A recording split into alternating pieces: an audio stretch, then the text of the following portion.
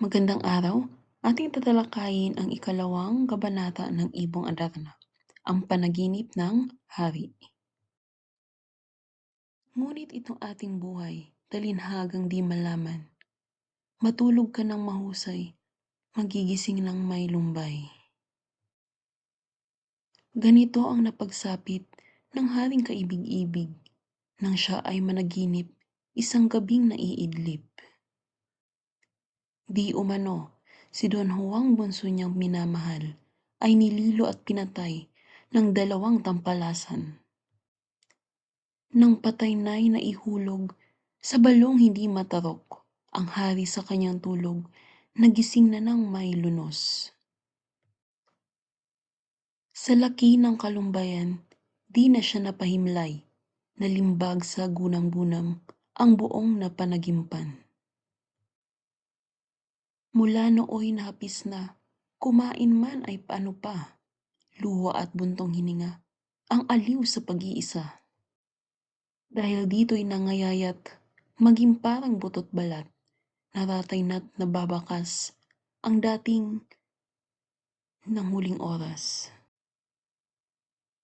Nagpatawag ng mediko, yaong marunong sa reyno, di nahulaan kung ano ang sakit ni Don Fernando. Kaya ba ang mga anak, pati na ang reynang liyag, dalamhati di masukat, araw-gabi may bagapag. Sa kalooban ng Diyos, may nakuwang manggagamot, ito nga ang nakatalos sa sakit ng haring bantog. Sakit mo po, haring mahal, ay bunga ng panagimpan. Mabigat man at maselan, may mabisang kagamutan. May isang ibong maganda, ang pangalan ay Adarna. Pag narinig mong kumanta, sa sakit ay giginhawa.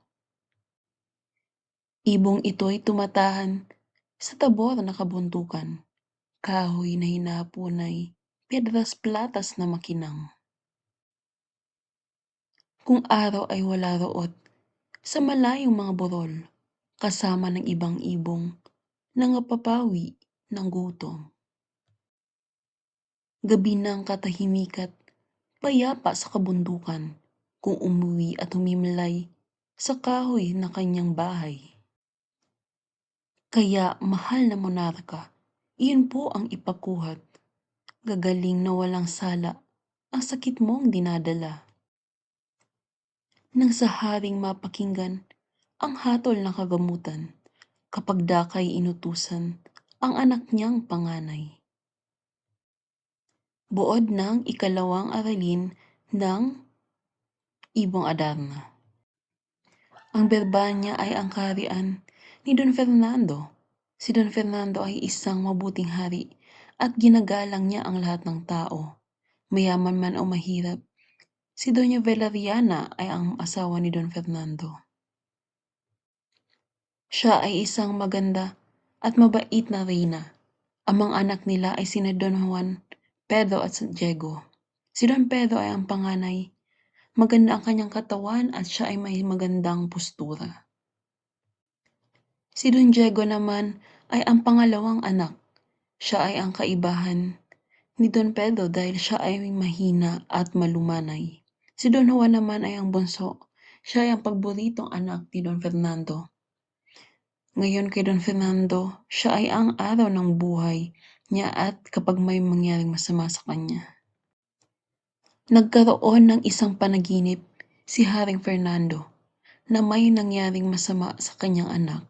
Ang susunod na araw, siya ay sobrang lungkot na at nagkasakit dahil dito. May dumating na isang manggagamot at tiningnan si Haring Fernando.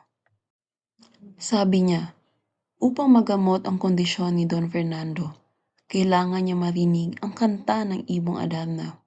Ang ibon na ito ay matatagpuan daw sa bundok Tabor, kung nasaan ang puno ng Piedras Platas, kung saan natutulog ang ibon sa gabi. Agad inutusan ni Don Fernando ang kanyang mga anak para kunin at hanapin ang Ibong Adarna. Maraming salamat sa pagkikinig. Hanggang sa muli nating pagkikita sa susunod na aralin. Huwag pong kalimutan na mag-like, share, and subscribe.